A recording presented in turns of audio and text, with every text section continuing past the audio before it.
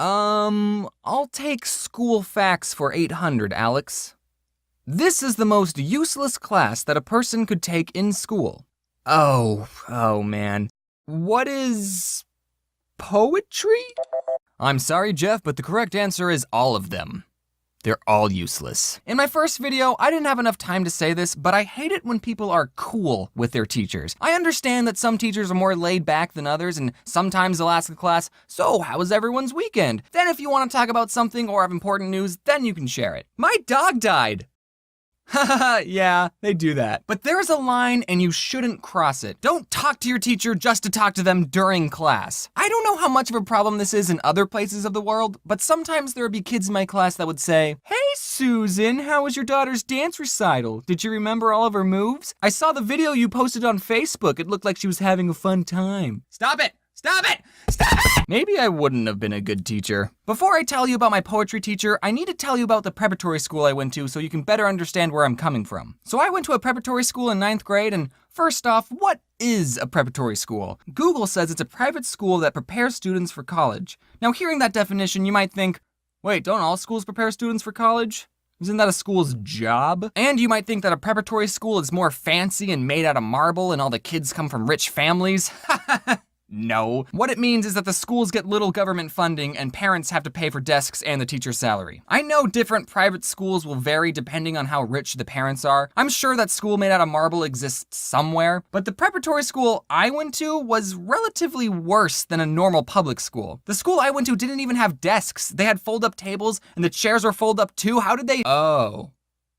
Well, now I know where all the budget went. The main difference between a public school and a prep school is that a prep school is smaller and there's a uniform and there's lockers. So why did my twin sister and I attend a preparatory school? Because twins have superpowers and we need to go to a special school to enhance our abilities. Nah, I'm just kidding. I'm kidding. That'd be cool though. We went because when we were starting our freshman year, our older brother was a senior and he was already attending this preparatory school, and my mom didn't want to have to drive to 2 high schools to pick us up. We already had a carpool in place. You can't just mess with the carpool. And me and my sister didn't know what to expect from a public high school. We've never been. We thought we'd get bullied or something. Boy, I feel like picking on someone today.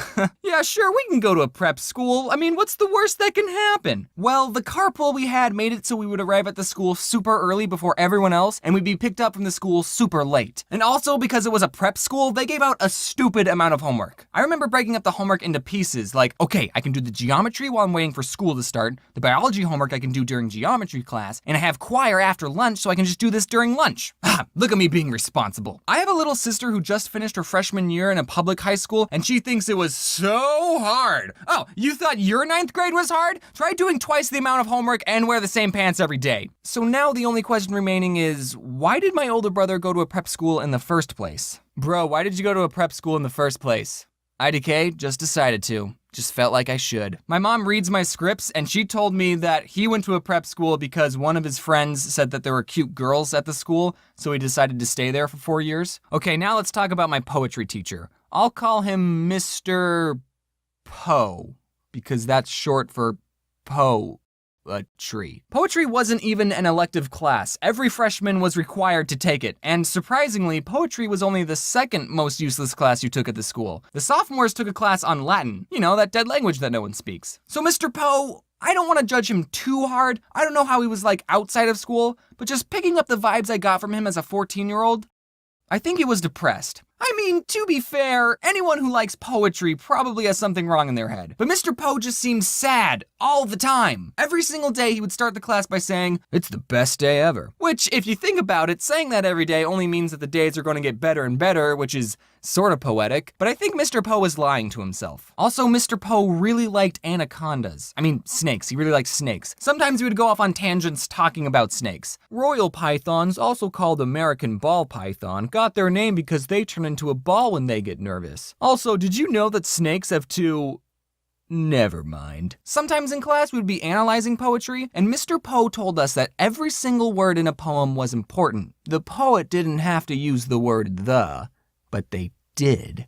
What did they mean? Sometimes we would spend days analyzing a single poem, taking notes and talking about what we thought the poet meant. One time a poem we were reading had someone talking, so there were quotation marks at the start of the sentence, but there weren't quotation marks at the end. The poet forgot to put end quotes. I remember noticing it and thinking, aha! A clue! Mr. Poe, I just made a breaking discovery. There's no end quotes here, meaning that the whole rest of this poem is told by this character. And Mr. Poe said, oh no, that's just a typo.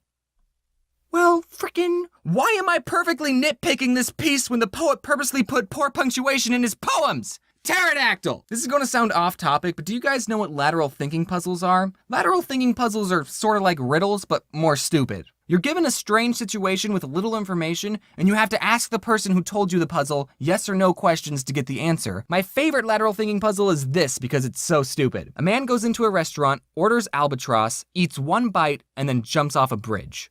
Why? Now, normally, if we were playing legitly, you would ask me yes or no questions like, was the man in a relationship? And I would answer them saying, well, not anymore. The explanation is this. I'm not going to read it out because it's super long and complicated, but you can read it if you want. Well, Mr. Poe also liked to tell these lateral thinking puzzles, but his solutions were more dumber. One of the puzzles he told the class was, you're trapped in a restaurant, how do you get out? Now, I can think of like 5 solutions right off the top of my head. Okay, through the door, through a window, use a crowbar if it's locked. There's probably a sharp knife to cut through a wall, or you can dig a hole under everything with a spoon. But it was actually none of those answers. So, how do you get out of a restaurant you're trapped in? You get an education. Okay, let me explain. You're trapped in a restaurant because you're a waiter. That's your job. And to get out of the restaurant, you need to get a good education so you can get a better job. Kind of like how I was able to quit my job in the food industry by getting an education. It's funny because he dropped out of college. So the class got the answer to that riddle, but Mr. Poe told us another riddle and we never figured that one out. And that riddle is,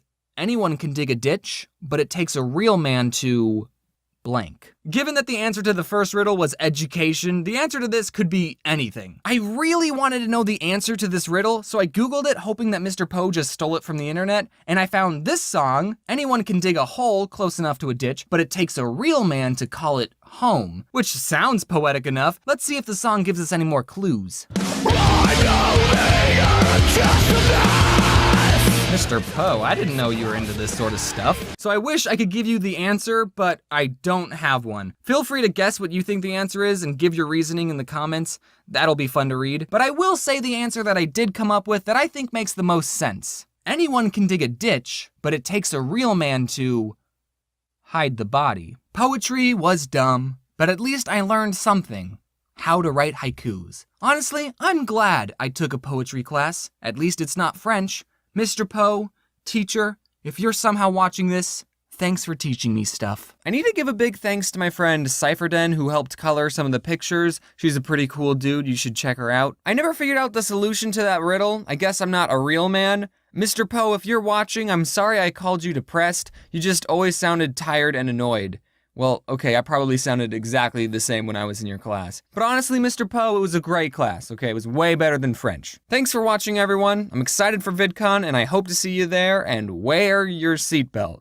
That rhymed, sorta, and it's ironic, because this is about poetry. Whatever.